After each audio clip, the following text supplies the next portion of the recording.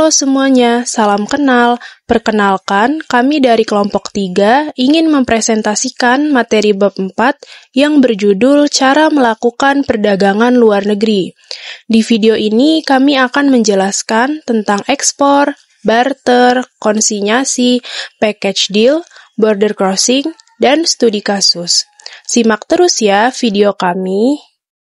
Apa itu perdagangan luar negeri?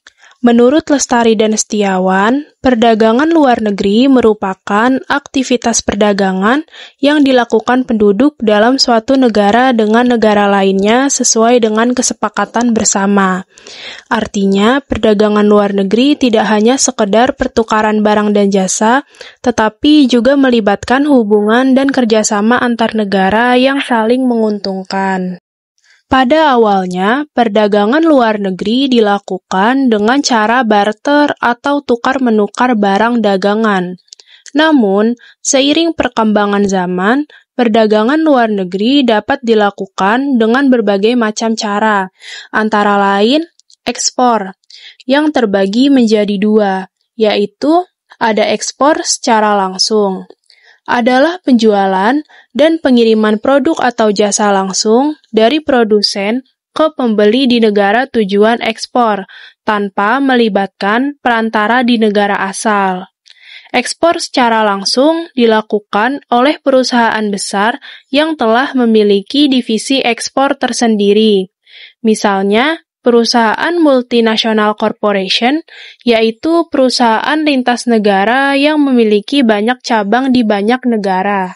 Yang kedua, ekspor secara tidak langsung adalah metode penjualan barang ke pasar internasional dengan menggunakan perantara atau pihak ketiga di negara asal yang kemudian akan menjual produk tersebut ke pembeli di luar negeri. Ekspor secara tidak langsung dapat dilakukan melalui model bapak angkat atau bisa melalui export agent atau agen ekspor, atau bila perlu menunjuk distributor lokal di luar negeri yang lazim disebut sole agent. Konsep bapak angkat dikembangkan oleh pemerintah untuk membantu pengusaha kecil yang masih kesulitan dalam bidang produksi dan pemasaran ekspor. Lalu, agen ekspor atau export agent adalah perusahaan yang menghususkan usaha mengekspor komoditi yang diagennya. Kemudian, sole agent adalah badan usaha setempat di luar negeri yang kita tunjuk sebagai agen tunggal untuk membantu kita mencarikan langganan atau konsumen di negara tersebut. Tugas sole agent antara lain mempromosikan dan memasarkan komoditi kita di negaranya, dan sebagai imbalan, mereka diberi hak monopoli dan komisi sebagai agen. Barter. Menurut Iswi Hatiyani, tahun 2010, halaman 20-21, barter adalah cara perdagangan dengan melakukan pertukaran barang dengan barang secara langsung, dengan nilai yang sama, atau sebanding tanpa memakai alat pembayaran. Secara barter, di zaman modern dilakukan berbagai cara, yaitu yang pertama, barter secara langsung, 2. Barter alih, 3. Imbal beli, 4. Barter beli kembali. Selanjutnya yaitu konsinyasi atau konsignment, yang dimana sistem ini pemilik barang, konsinyor atau eksportir, menitipkan produknya ke perantara yaitu konsinyi atau importir di negara lain untuk dijual kepada pembeli akhir. Dengan pembayaran yang dilakukan setelah barang terjual dan konsinyi menerima komisi dari penjualan tersebut. Penjualan barang ini dapat dilakukan di pasar bebas atau melalui pelelangan. Menurut Amir MS, cara pelaksanaan lelang pada umumnya sebagai berikut. Yang pertama, pemilik barang menunjuk salah satu broker yang ahli dalam salah satu komoditi. Lalu yang kedua, broker memeriksa keadaan barang yang akan dilelang terutama mengenai jenis dan jumlah serta mutu dari barang tersebut. Lalu yang ketiga, broker menawarkan harga transaksi atas barang yang akan dijualnya. Harga transaksi ini disampaikan kepada pemilik barang. Lalu yang keempat, oleh panitia lelang akan ditentukan harga lelang yang telah disesuaikan dengan situasi pasar serta kondisi perkembangan dari barang yang akan dijual. Lalu yang kelima, jika pelelangan telah dilakukan, broker berhak menjual barang yang mendapat tawaran dari pembeli yang sama atau yang melebihi harga lelang tersebut.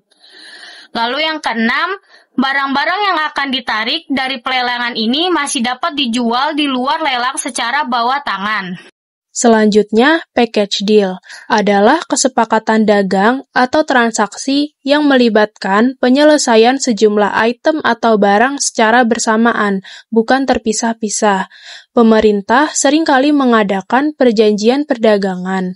Kesepakatan ini dibuat antara dua negara atau lebih dan tujuannya adalah untuk memperluas pasar atau hasil produksi suatu negara melalui penetapan jumlah produk yang akan diimpor atau diekspor.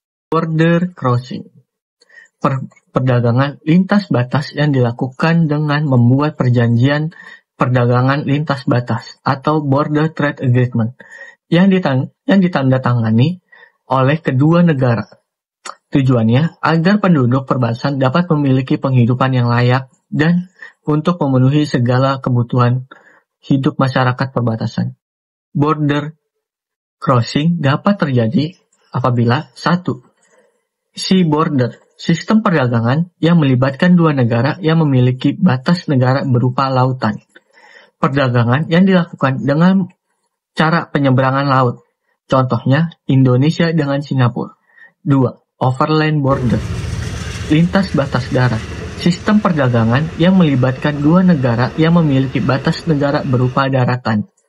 Perdagangan dilakukan dengan cara setiap penduduk negara tersebut melakukan interaksi dengan melewati batas daratannya masing-masing negara melalui persetujuan yang berlaku. Contohnya, Kalimantan dengan Sarawak, Malaysia. Selanjutnya studi kasus, yaitu analisis daya saing ekspor kayu manis Indonesia terhadap 5 tujuan negara ekspor.